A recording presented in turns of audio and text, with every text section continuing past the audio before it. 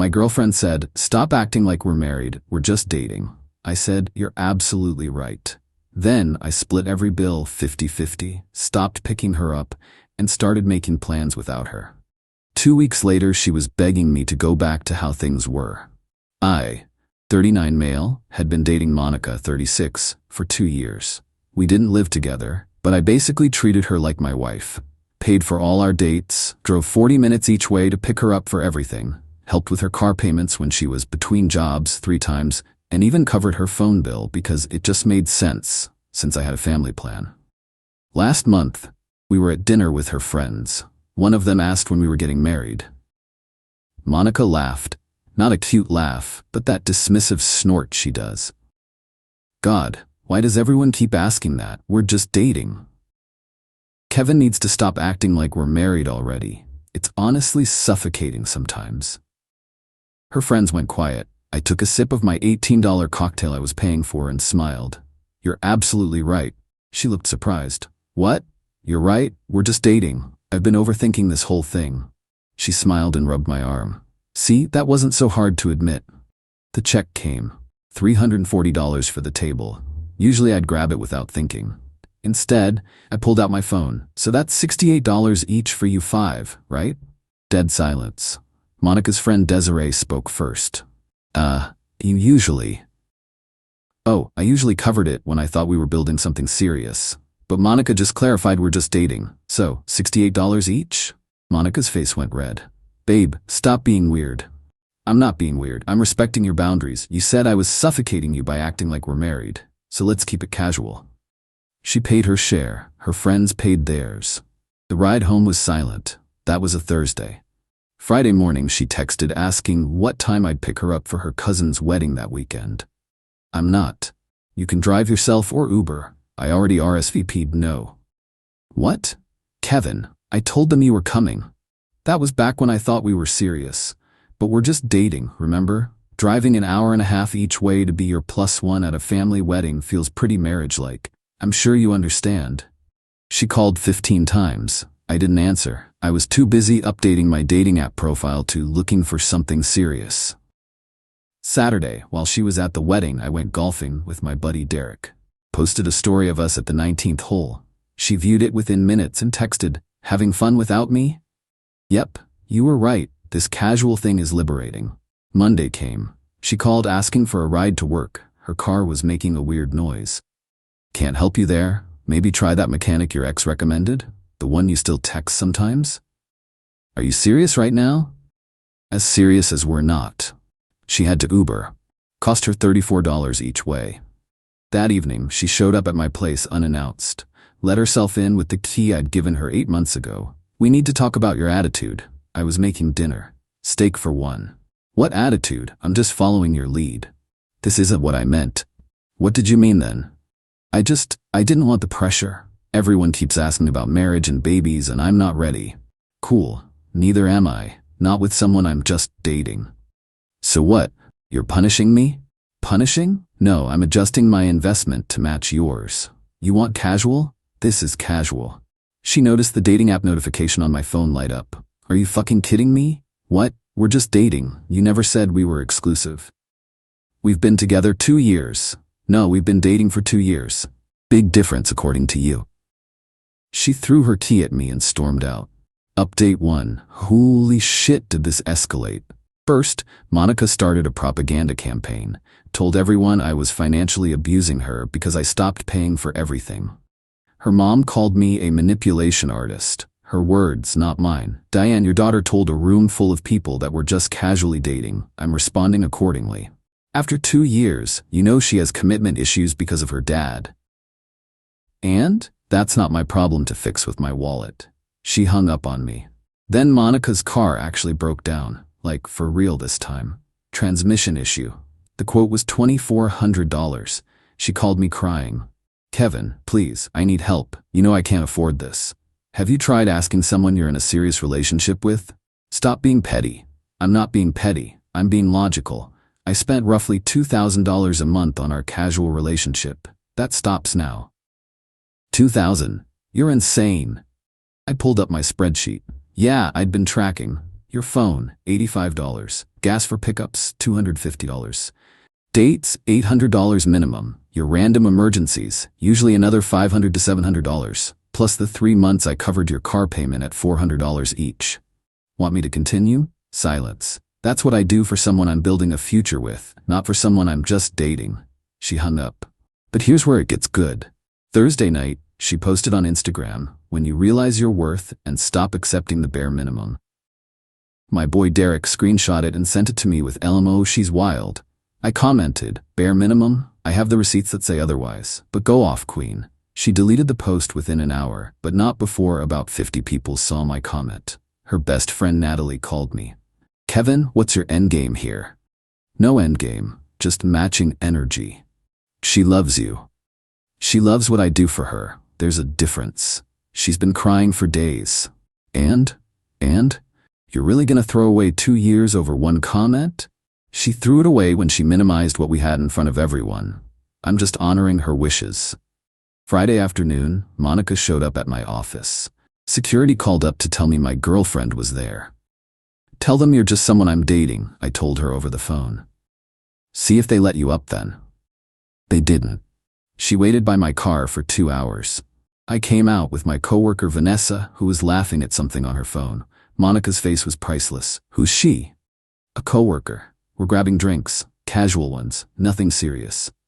Vanessa, God bless her, played along. Yeah, super casual, just friends, she winked at Monica. We left Monica standing in the parking garage. Vanessa and I really were just friends, but Monica didn't need to know that. Vanessa thought the whole situation was hilarious and insisted on buying the first round just for the entertainment value. Update 2. Monica went nuclear. She started showing up everywhere. My gym at 6 a.m., she hates mornings. The sports bar where I watch games, she hates sports. Even my boring work happy hours. She called them corporate drone gatherings, each time with a different strategy. At the gym, wore the yoga pants I'd bought her for Christmas. Tried to work out next to me. I moved to the other side of the gym. She followed. I left. Sports bar, showed up with Natalie and 2 guys I didn't recognize. Sat 2 tables over, laughing extra loud. I ignored them and actually had a great conversation with a woman at the bar about the game. Monica accidentally spilled a drink walking past. The bartender banned her for 2 weeks. Work happy hour. This was bold. She showed up in a dress I'd never seen, looking incredible, and tried to charm my coworkers. Started telling stories about when we went to Napa and our favorite restaurant. My coworker Brad, absolute legend, goes, "Wait, I thought you guys were just dating? Kevin said you made that pretty clear." She excused herself to the bathroom and didn't come back. Then came the financial reality check. Her roommate moved out. She couldn't afford the place alone and asked if she could stay with me, temporarily. Why would I let someone I'm casually dating move in? Because I'm about to be homeless. You're about to be inconvenienced. There's a difference. Get a new roommate or a cheaper place. You live in a 3-bedroom house alone. Yep, and I love it. She called me heartless. I reminded her that heartless would be leading someone on for 2 years while taking their money and giving them girlfriend benefits without the commitment. I gave you girlfriend benefits. You gave me exactly what you wanted to give, just like I'm doing now. This is when Monica made her fatal mistake. She contacted my ex, Teresa. Teresa and I ended amicably 5 years ago. We still exchange Christmas cards. She's married with twins now. Monica knew this. Monica fed her some sob story about how I was emotionally manipulating her and asked if I'd done the same to Teresa. Teresa called me laughing so hard she could barely breathe. Did she really think I'd help her after she openly admitted you were just a wallet to her? Wait, what? Teresa forwarded me the messages.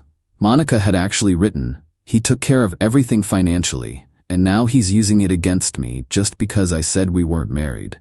How did you deal with his control issues?" Teresa's response, "Control issues? Kevin paid for everything because he's generous and was building a future with you. I dumped him because I wasn't ready for marriage and felt guilty taking advantage of his generosity. Sounds like you have no guilt though. Good luck with that." I posted the screenshot on my Instagram story with the caption, "When your ex has more respect for you than your current situation." Monica lost her mind. Showed up at my house at 11 p.m. banging on the door. Take it down, now. No. Kevin, please. Everyone's seeing it. My coworkers, my family. Should have thought about that before you tried to recruit my ex. I was desperate. I love you. You love my lifestyle. There's a difference. That's not true, okay? Prove it. Pal. Date me without the financial support. Pay your own way. Drive yourself. Handle your own problems. Do that for 6 months, then we'll talk about getting serious. Her face told me everything. That's not fair.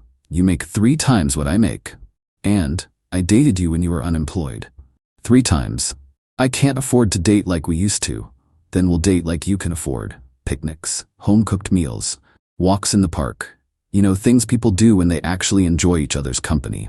The silence stretched out. Finally, that's not the relationship I want. And being an ATM isn't the relationship I want. She left. Update 3. The extinction burst arrived, but not how you'd expect. Monica did something I didn't see coming. She got strategic. She found herself a rebound. Some finance bro named Garrett she met on an app. Dude had a Tesla and a hair transplant that wasn't fooling anyone. She brought him to all our mutual spots. Posted Instagram stories of him buying her dinner with captions like, "This is how a real man treats a lady." Derek sent me the screenshots. Bro, you seeing this? Yep, good for her. You're not bothered? Why? She found someone else to pay for her lifestyle. That's exactly what I expected. What Monica didn't expect was for Garrett to be an even bigger player than she was. See, my coworker Vanessa's sister, Priya, matched with Garrett on the same app. He was taking her out too. And another woman named Kayla. Dude had a whole rotation going. I didn't expose him. Didn't need to. Players always tell on themselves. 2 weeks into their relationship, Monica posted about their romantic weekend getaway to wine country. Except Garrett also posted from a completely different location with a completely different woman. The comments on Monica's post were brutal. Sis, check his page. Is your man in 2 places at once? This is embarrassing. Delete this. She deleted everything and called me at 2 a.m. crying. Did you know? Know what? About Garrett. We're not together, remember? Your dating life isn't my business. Kevin, please. I made a mistake. You were right. I want us back. No, you want your ATM back. That's not. Monica, you literally couldn't even agree to date me without the money. Your first rebound was another guy with money. You haven't learned anything. I have. I realize now what I had. What you had was a man who loved you enough to invest in a future together. What you gave back was embarrassment and disrespect. I'll go to therapy. Great. Do it for yourself, not for me. You're really done? I've been done since you laughed at the idea of marrying me. She sobbed. That's not what I meant. Yes, it was. And you know what? Thank you. What? Thank you for showing me who you really are before I wasted more time and money. Before I actually proposed, before we had kids, you did me a favor. She hung up. But Monica wasn't done. She made one last play that backfired spectacularly. She convinced her mom to call my mom. Now, my mother is a retired high school principal who raised 4 boys mostly alone after my dad passed when I was 15. She doesn't play games. Monica's mom Diane called her with this whole sob story about how I was breaking her baby's heart and ruining her financially.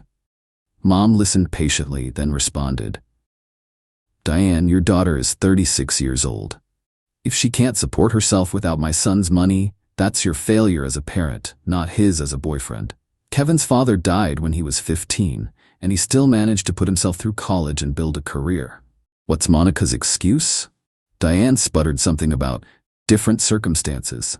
Mom continued, your daughter publicly humiliated my son, told everyone he was suffocating her for treating her well. Now she wants him back because the bank account closed? I raised my boys better than to fall for that. Then Mom called me. Kevin, that girl's mother is as entitled as she is. The apple didn't fall far from the tree. You dodging a bullet, baby. Thanks, Ma. Your daddy would be proud of how you handled this. Don't you dare take her back. Wasn't planning on it. Final update. It's been a month since that dinner. Here's where everyone landed. Monica is still single. Garrett ghosted her after the wine country fiasco. She's been posting those inspirational quotes about knowing your worth, and the right man will come along. She also started a GoFundMe for her car repairs. It's raised $47 so far. Natalie contributed $20. She moved back in with her mom. Diane posted about adult children always having a home to come back to, with about 15 heart emojis. The comments were sympathy from other moms and laughing emojis from everyone who knew the real story. Last week, Monica sent me a 4-page email. It included an itemized list of everything she did for me in the relationship, cooking dinner twice, meeting my mom, going to my company Christmas party, a calculation of what she thinks I owe her for emotional labor, a payment plan for me to help with her car repairs as a good faith gesture, a bizarre section about how this was all a test to see if I really loved her. I responded, "New phone? Who dis?" She showed up at my office again. This time, I had her trespassed. Security has her photo now. Derek's been calling the whole situation the Great Reckoning of 2024. He even made a meme of Monica's face when I asked for separate checks that night.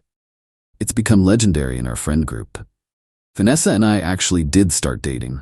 Turns out spending 3 weeks roasting my ex together was a solid foundation. She pays for every other date, drives herself, and last week when her car battery died, she called a AAA, not me, though I did meet her there with coffee because I'm not a monster. First time she stayed over, she saw my spreadsheet of Monica expenses. Yes, I still had it open. She whistled low. $24,000 a year? Bro, you were basically paying alimony to someone you weren't even married to. Yeah, well, live and learn. For that money, you could have leased a nice car. Or dated someone who actually liked me. She laughed. Well, I liked you and I'll buy my own damn dinner. My mom loves Vanessa, says she has backbone. Monica still texts from random numbers occasionally. Last one was, "I hope you know you ruined my life. I really did love you." I didn't respond, but I did think about it. She didn't ruin her life, she revealed it. The life she had was built on someone else's foundation. When I removed that foundation, it all collapsed. And that's not my problem anymore. Edit. Since everyone's asking, yes, I kept receipts of everything. My accountant actually thanked me because I can write off some of those gifts as losses. Silver lining, I guess. Edit 2. To the people saying I was too harsh, she literally laughed at the idea of commitment after I'd been fully committed for 2 years. I just gave her what she asked for. Play stupid games, win stupid prizes. Edit 3. Vanessa says hi and wants everyone to know she paid for our anniversary dinner last week. Because that's what adults in equal partnerships do. Edit 4. Monica found this post, sent me a screenshot with, "This is illegal. My lawyer says lol, no it's not. Die mad about it. Peace out Reddit. I'm gonna go split a pizza with my girlfriend." 50-50, like adults.